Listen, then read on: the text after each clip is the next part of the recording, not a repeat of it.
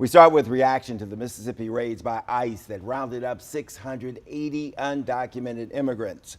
It was a record-setting immigration sweep on the first day of school.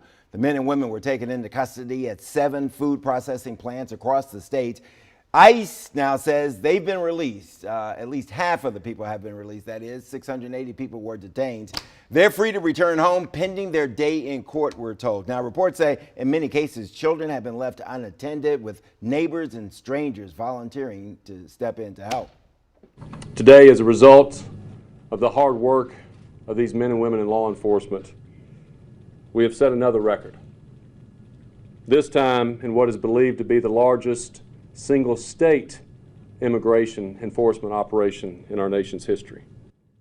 I'm not gonna have nothing. It's the first day of school for me.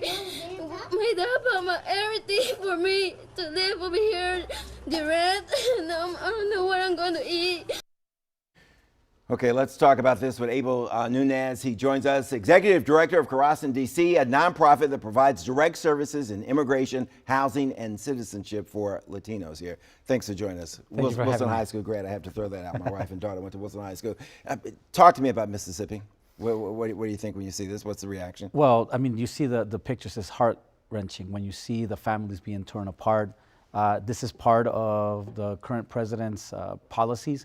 But to be clear, this raid was not after the immigrants, they were after the employers, right? So ICE does enforcement, workforce enforcement, and one of the things that this administration has done, that it has focused on that, because it has gotten less success in getting people when they go to their homes, because our community is listening and not opening the doors, so they have to find other means to get to these people. I don't know anybody who will look at this and say the optics here are okay. This doesn't look good. And this is not to be confused with what's going on at the southern border. These are men and women who are working, filling jobs. Obviously, they were calling because employers were hiring these people. So this doesn't look good for anybody.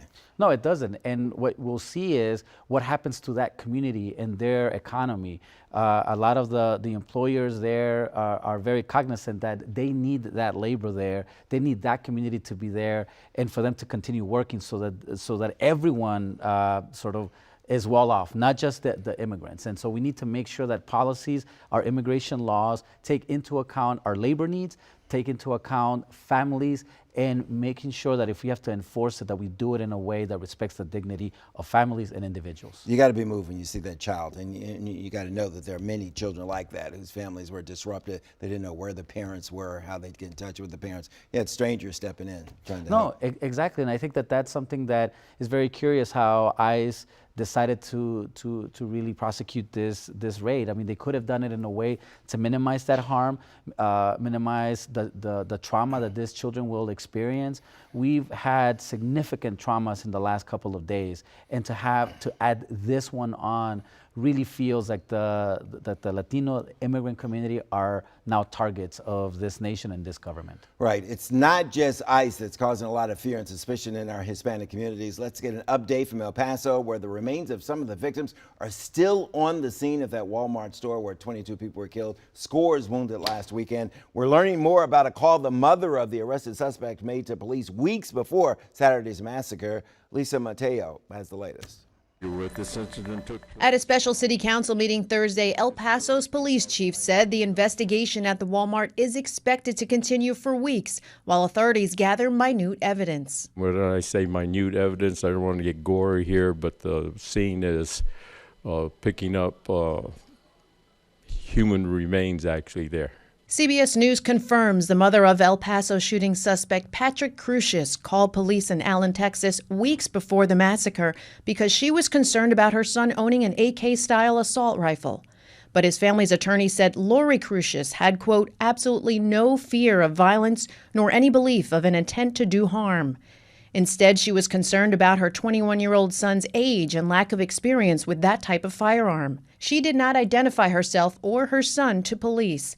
The attorney says the Allen Police Department did not file the call or follow up, and a public safety officer told Lori her son was legally old enough to purchase the weapon. And in Dayton, Ohio, where a gunman killed 9 people less than a day later, one survivor says he's one of the lucky ones. I seen probably about 4 people that got hit. laid on the sidewalk. As bullets flew past, Cameron Crowder jumped on top of his girlfriend Brittany Dungy to shield her from the gunfire. I thought for sure that it was gonna be my last day really being alive. It was really about me getting her out of the way and, you know, making sure that she was safe. Police quickly shot and killed the shooter, 24-year-old Connor Betts. Authorities are still searching for his motive. Lisa Mateo, CBS News, New York. So I don't forget, what's the feeling? What is the talk in the Hispanic community here and elsewhere? Well, I think that the community has been afraid for now over 2 years. I think that we've heard the rhetoric of our president, and we felt that this president wanted to exclude us. I think now we're feeling that we're targets. Interestingly enough, I was in El Paso last week. Yeah. I was participating in a delegation to go look at the shelters, and what I found in El Paso was people with open hearts, willing to do what they needed to do in mitigating a situation that has been created by the federal government. A place where I saw no violence, where I saw no disruptions, and it's interesting that 6 Mexican nationals from Juarez, one of the most deadliest cities in the world, were killed in El Paso, which is one of the safest cities in Texas.